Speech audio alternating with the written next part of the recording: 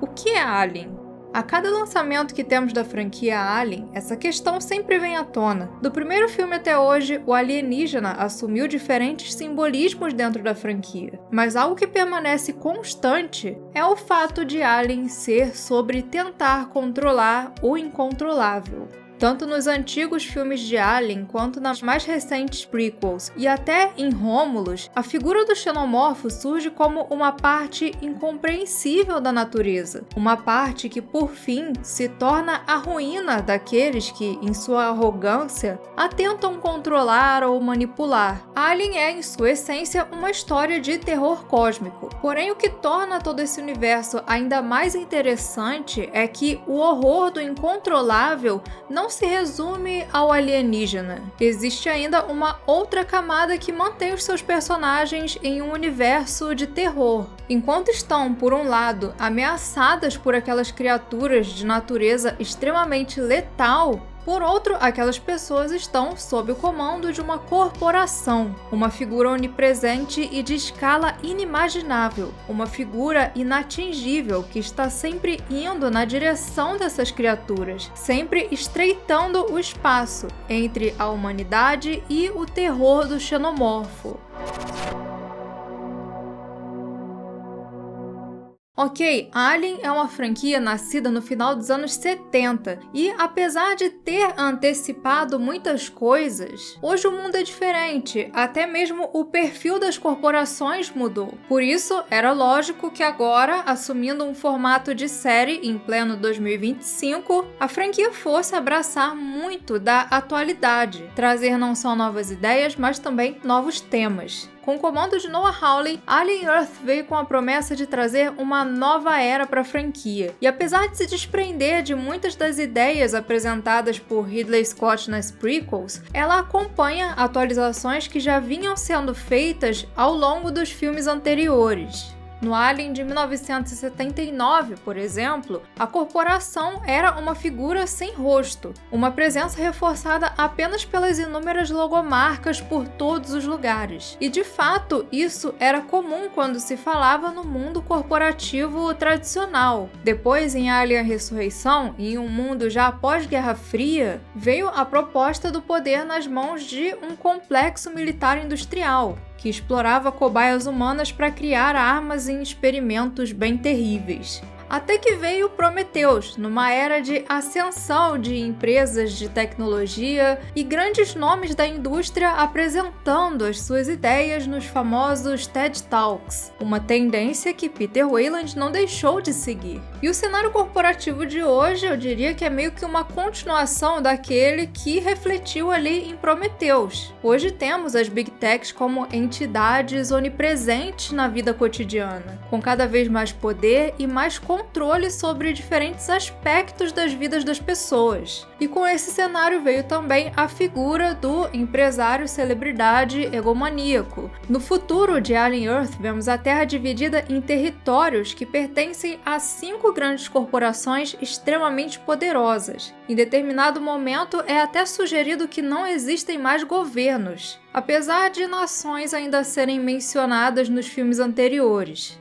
O que dá a entender que a ideia de governos e nações ainda existe, porém agora como algo simbólico. Apesar de agora a tomada de decisões estar nas mãos dos 5, eles ainda existem na cultura como uma forma de identidade, de grupos. Não à toa, a Prodigy tem uma cientista designada Dama, indicando que ainda existe naquele momento a Ordem do Império Britânico. E como muitas obras modernas do cyberpunk, a série explora a filosofia e consequências por trás do transhumanismo. Enquanto em Prometheus e Covenant, Ridley Scott se limitou à visão mais tradicional de debater a humanidade e a singularidade das máquinas usando apenas humanos e sintéticos, Alien Earth foi além, incluindo no seu universo não apenas o transhumanismo através do ciborgue, mas também seres pós-humanos chamados de híbridos. E o transhumanismo se mostrou de fato um caminho natural para a franquia Alien,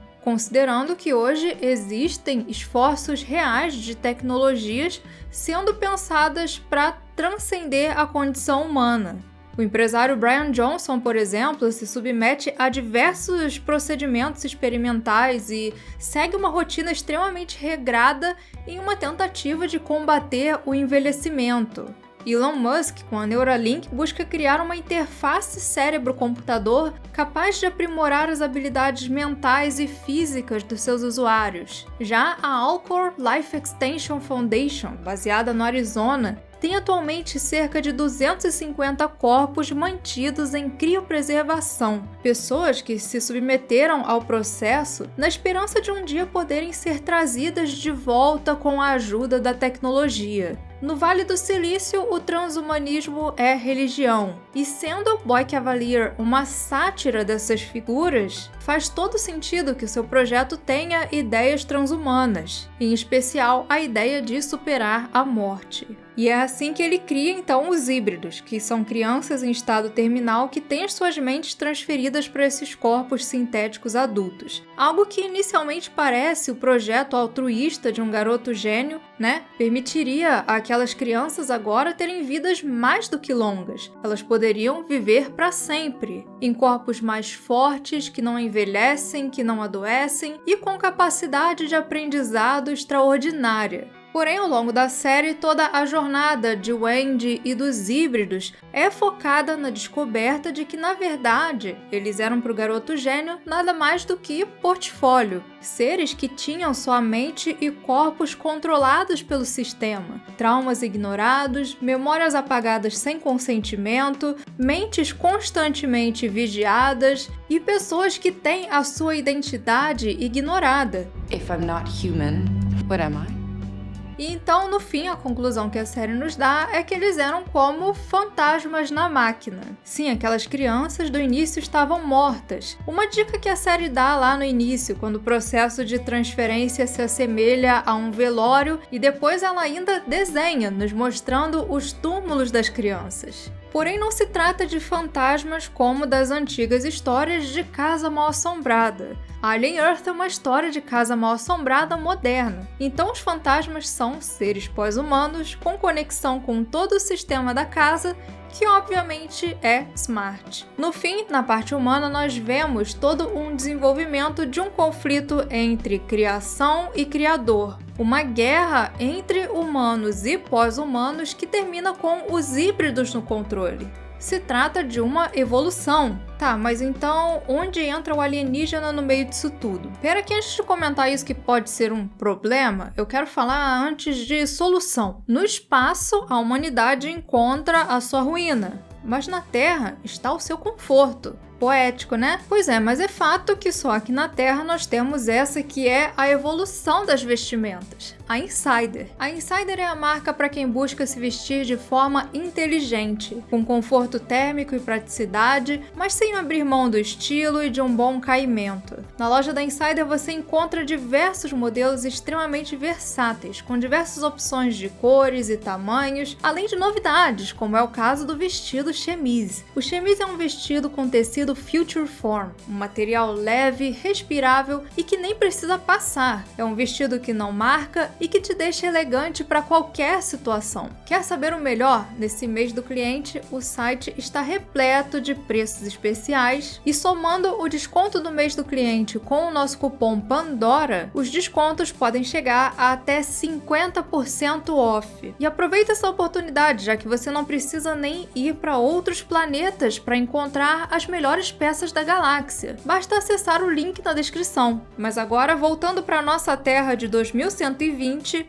pois é, estamos aqui há um tempão falando de uma série de Alien e nada de falar do alienígena até agora. Pois então, no primeiro episódio, o sintético Kirsch tem uma fala que é importantíssima para você entender a ideia do alien na série. You built tools and used them to conquer nature. Went to space. You stopped being food. Or you told yourself you weren't food anymore. Sim, no espaço a humanidade encontra aquilo que nos lembra da nossa condição, a representação do que faz o ser humano comida. E lá no interior da Magnot nós vemos não apenas um alien, mas vários deles, criaturas que evoluíram para sobreviver em ambientes dos mais hostis, naturezas inimagináveis. E entre o mais perigoso deles está o xenomorfo. Eu sei que não parece, considerando que o alien perde muita importância, não só no meio das histórias dos seres humanos, mas também no meio desses outros alienígenas. Mas se você reparar bem, nenhum daqueles alienígenas ali representa uma ameaça real para o xenomorfo. E desde que eu vi o primeiro episódio, eu tive a impressão que esses aliens são todos do mesmo lugar, que seria justamente o lugar de origem do nosso queridíssimo xenomorfo XX-121, também conhecido como Alien. O Alien seria a representação da evolução perfeita, um ser de adaptabilidade incomparável. E inicialmente a série realmente parecia ir por esse caminho, mesclando essa ideia ainda com aquela questão da arrogância que eu comentei com vocês anteriormente. A forma como o Boy Cavalier fica encantado pela criatura e como ela desperta a curiosidade do Kirsch conversam muito com a ideia do terror cósmico por trás da franquia, da criatura despertando a ambição não só em humanos, mas também em seres que nem mesmo teriam esse tipo de sentimento. Ela traz também a ideia do xenomorfo como a corrupção do humano, isso através dos paralelos que ela traça entre o Morrow e o xenomorfo. No primeiro episódio, quando o Morrow entra no esconderijo, vemos a forma de um caixão e no seu rosto, a gosma do alien cai como uma lágrima. Assim como os garotos perdidos, nós vemos ali também a morte do humano dentro do Morrow. Naquele momento ali, ele se torna outra coisa, e essa coisa era como o xenomorfo, uma criatura letal e instintiva que tinha evoluído para sobreviver. Porém, o ambiente hostil que tornou o Morrow essa criatura não foi o planeta dos aliens, e sim a Terra. O mundo que, mesmo depois da exploração espacial, ainda mantinha grande parte da sua população na condição de presa, de comida. Por essas e outras que eu vi muito presente ali o tempo todo em Alien Earth, o tema da evolução. A evolução é algo que tem tudo a ver com os xenomorfos e também com os pós-humanos. Pois sim, a Wendy é uma personagem que ao longo da série ainda transcende a sua condição. Começa a fazer coisas que estavam além da sua programação. E isso é algo que cria uma conexão entre ela e o alien.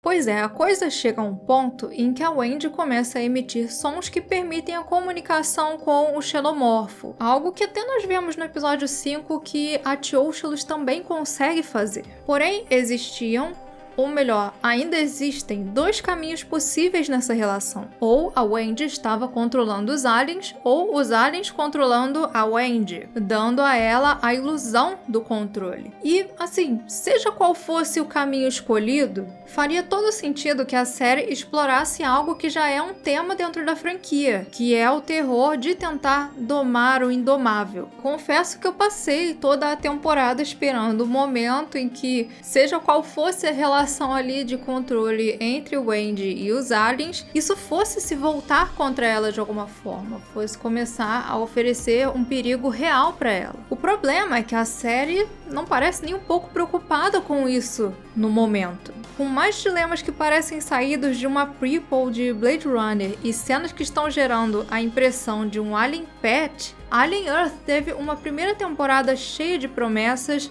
e um final pra lá de decepcionante. Sim, porque tudo isso que eu falei nesse vídeo é introduzido, começa a se desenvolver, mas você passa os 8 episódios esperando uma evolução e praticamente nada acontece. Sinceramente, a ida da Yutani até a ilha e a revolta dos garotos perdidos podia ter acontecido na metade da temporada, porque já eram caminhos extremamente óbvios. Mas não, a série vai lá e perde tempo trabalhando um monte de coisas que não vão pra lugar nenhum. Eu estava gostando demais de Alien Earth. O episódio de estreia foi maravilhoso. Depois ainda teve aquele episódio 5, que, cara, é muito bom. E ali eu achei que as coisas finalmente iam engatar pro final, porque elas estavam engatando. Mas aí vieram os 2 últimos episódios que foram praticamente uma baita encheção de linguiça. Sim, é normal as séries acabarem em cliffhanger, em deixarem aquele gancho para uma próxima temporada. O problema é que Alien Earth parece ter se perdido. E pra mim o problema não é que a série ficou woke, o problema é que ela ficou wiki. Colocaram diversos alienígenas ali na tela pro público ficar especulando e teorizando. Até fizeram vídeos desses alienígenas explicados e tudo bem, construção de mundo é super bacana, mas no fim das contas, aquele monte de alienígenas ali, até a Teoshalas que estava se destacando, acabam não servindo a propósito praticamente nenhum. Isso porque a série levou 8 episódios para falar o básico. Ela gerou mais páginas da Zinopedia e vídeos de referências e easter eggs explicados do que realmente desenvolveu as ideias que ela estava propondo ali no início. E aí eu pergunto, será que precisava mesmo diluir essa história nesse nível? Sem contar que chega a ser engraçado, como ela tem ideias ótimas e de repente joga elas no lixo assim, do nada. A revelação do guarda-costas ser um sintético, por exemplo, foi excelente. O problema é que ela só serviu para segundos depois a Wendy paralisar ele igual o Neo do Matrix. E aí o Tenny, gente. O Weyland Yutani sempre foi a maior ameaça dessa franquia. Como eu já falei várias vezes aqui, uma ameaça maior do que o Alien. E quando falaram que iriam personificar a corporação, eu pensei que ela teria a imponência. Só que não, isso não aconteceu. Assim, eu sei que os vilões dessa série são só ricos e que eles são sátiras, mas por favor, né? Mesmo sendo o estereótipo do rico patético, ele pode ainda assim ser um bom vilão de ficção.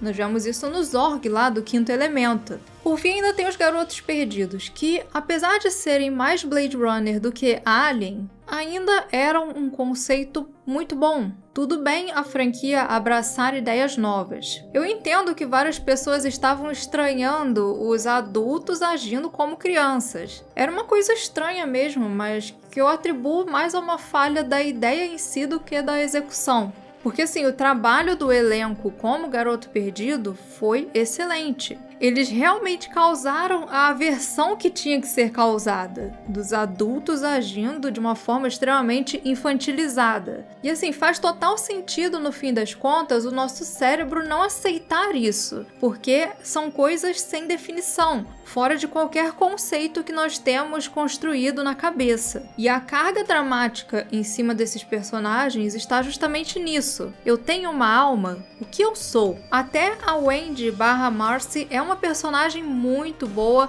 e aquela analogia lá do primeiro episódio com ela observando o escorpião é perfeita. O problema é que a série realmente não se esforça em criar limitações para ela. O Alien não é uma ameaça, o Cavalier nunca foi, outros sintéticos também não. Então assim, o que é? Eu passei a temporada toda esperando essa resposta e ela não veio. Vai ser a Yutani? Legal, pena que a série não fez questão de criar qualquer evidência disso. Assim, eu fico triste que Alien Earth tenha ido por esse caminho, porque ela mostrava realmente entender o que Alien é. É uma série que de fato entende, até melhor do que algumas coisas que vieram antes. Mas por fim, essa poderia muito bem ter sido uma temporada de só 6 episódios. Porque ela parece nada mais do que uma prévia. Uma prévia de um projeto que tinha um potencial gigantesco e até nos apresentou uma das melhores coisas de Alien recentemente, que foi aquele 5º episódio, fantástico. Ele foi muito elogiado pela nostalgia, sim,